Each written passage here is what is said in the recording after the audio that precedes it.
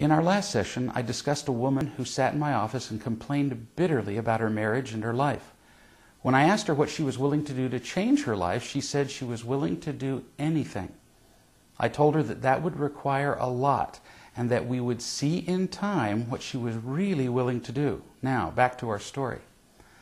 I saw her back in my office a couple of weeks later, and she began to complain about her husband and her marriage in a fashion almost identical to the way she had complained the first time I saw her.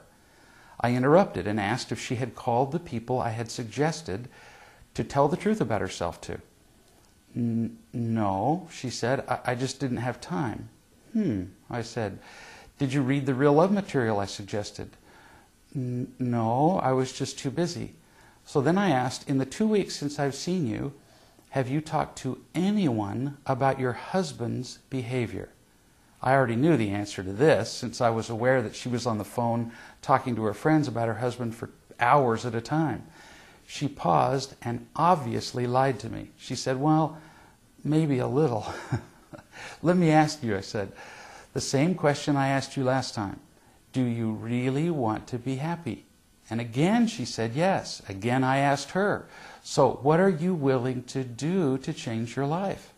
Again she said, anything. But this time I said, I don't believe you.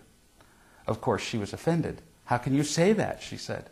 It's very simple, I answered her. We show what we're willing to do not by what we say, but by what we actually do. And darling, I'm not criticizing you one bit. Whether you're willing to change your life is entirely your decision. It's actually none of my business. But you keep saying you're willing to do anything, while with your behavior you demonstrate that you're not actually willing to do a single thing. Nothing. You proved that in the last 2 weeks.